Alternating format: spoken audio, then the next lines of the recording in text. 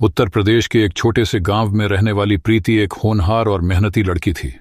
उसने 12वीं तक की पढ़ाई पूरी करने के बाद कॉलेज में दाखिला लिया था। उसका सपना था कि वह एक बड़ी अधिकारी बने और अपने परिवार का नाम रोशन करे, लेकिन गरीबी उसके इस सपने के आड़े आ रही थी। उसके पिता एक साधारण मजदूर थे जो बड़ी मुश्किल से उसकी पढ़ाई का खर्च उठा पा रहे थे।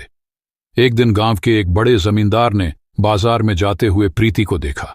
उसकी सादगी और मर्यादा से वह प्रभावित हुआ और उसके बारे में जानकारी जुटाने लगा। जब उसे पता चला कि प्रीति एक गरीब परिवार से है, तो उसने अपने बड़े बेटे के लिए उसका रिश्ता मांग लिया। प्रीति के पिता इस प्रस्ताव से चौंक गए। उन्होंने कहा कि उनकी इतनी हैसियत नहीं कि इतने बड़े घराने में शादी कर सकें, लेकिन जमींदार ने उन्हें भरोसा दिलाया कि वह शादी का पूरा खर्च उठाएगा, बस वे हां कर दें। प्रीति के पिता आर्थिक तंगी से जूझ रहे थे।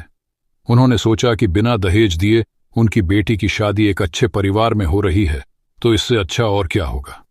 इसलिए उन्होंने यह रिश्ता मंजूर कर लिया। जब शाम को प्रीति कॉलेज से लौटी तो उसके पिता ने उसे यह खुशखबरी सुनाई। यह सुनते ही प्रीति घबरा गई। उसने अपने पिता से कहा कि वह पढ़ाई जारी रखना चाहती है और अधिकारी बनना चाहती है, लेकिन उसके पिता ने भारी मन से जवाब दिया कि उनके पास उसकी आगे की पढ़ाई के लिए पैसे नहीं हैं और शादी ही उसका भविष्य सुरक्षित कर सकती है। प्रीति अपने पिता की मजबूरी को समझ रही थी। उसकी आंखों में आंसू आ गए और उसने धीरे से हामी भर दी। शादी के बाद उसे पता चला कि उसका पति विजय ज्यादा पढ़ा लिखा नहीं था और अपने पैसे के घमंड में चूर था।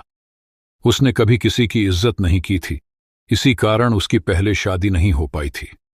प्रीति अपने सास ससुर का सम्मान करती थी और अपने पति की इच्छाओं का भी ध्यान रखती थी, लेकिन एक दिन जब उसने विजय से अपनी पढ़ाई जारी रखने की बात की तो उसने गुस्से में कहा कि उसे पढ़ने की कोई जरूरत नहीं, क्योंकि उनके पास बहुत पैसा है।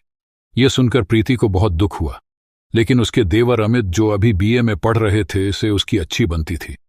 अमित का स्वभाव अपने बड़े भाई से बिल्कुल अलग था। वह अपनी भाभी का सम्मान करता था और उन्हें मां की तरह मानता था। प्रीति ने सोचा कि अगर वह खुद नहीं पढ़ सकती तो अपने देवर को प्रेरित करेगी। वह अमित को मेहनत करने और बड़ा अधिकारी बनने के लिए समझाने लगी। पहले तो अमित उसकी बातों को मजाक में टालता रहा, लेकिन जब उसने एक कलेक्टर को सरकारी गाड़ी और रुतबे के साथ देखा तो वह प्रभावित हो गया। अब अमित ने ठान लिया कि वह भी एक बड़ा अधिकारी बनेगा, लेकिन जब उसने अपने बड़े भाई विजय से आगे की पढ़ाई के लिए पैसे मांगे तो विजय ने मना कर दिया। अमित दुखी हो गया, लेकिन प्रीति ने हिम्मत नहीं हारी। उसने अपने पास जो भी पैसे बचाए थे वे अमित को दे दिए और कहा कि इन पैसों से अपनी जिंदगी बनाओ और एक बड़ा अधिकारी बनकर दिखाओ। इसके बाद अमित कोचिंग के लिए शहर चला गया। जब विजय को पता चला कि वह पढ़ाई करने चला गया है तो वह गुस्से से आग बबूला हो गया, लेकिन चूंकि अमित ने उससे पैसे नहीं लिए थे इसीलिए वह कुछ नहीं कर सका। अमित को और पैसों की जरूरत पड़ी, लेकिन विजय ने उसे पैसे देने से इनकार कर दिया। तब प्रीति ने अपने गहने बेचकर अमित की मदद की। यह देखकर सास ससुर की आंखें नम हो गईं। धीरे धीरे समय बीता और अमित ने परीक्षा पास कर ली। वह एक कलेक्टर बन गया, लेकिन उसने अपने परिवार को इसकी जानकारी नहीं दी। वह चाहता था कि जब वह पूरी तरह से तैयार हो जाए तभी अपने घर वालों को सरप्राइज दे। जब अमित की ट्रेनिंग पूरी हो गई तो वह अपनी सरकारी गाड़ी में अपने गांव लौटा। गांव वाले हैरान रह गए कि उनका साधारण लड़का अब इतना बड़ा अधिकारी बन गया है। जब वह घर पहुंचा तो सबसे पहले उसने अपने बड़े भाई विजय के पैर छुए और कहा कि वह चाहे जितने भी नाराज हों, लेकिन उनके बिना वह यह मुकाम हासिल नहीं कर पाता। विजय यह देखकर शर्मिंदा हो गया, लेकिन कुछ नहीं बोला। जब अमित ने अपनी मां से पूछा कि भाभी कहाँ हैं, तो उसकी मां रो पड़ी।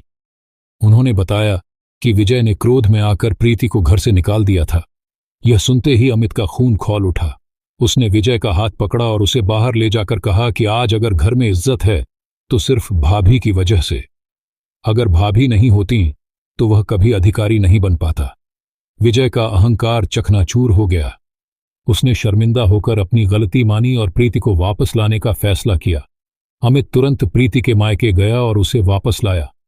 जब विजय ने प्रीति से माफी मांगी तो उसने कहा कि सही रास्ता अपनाने में देर हुई, लेकिन उसने अपनी गलती मान ली, यही बहुत है।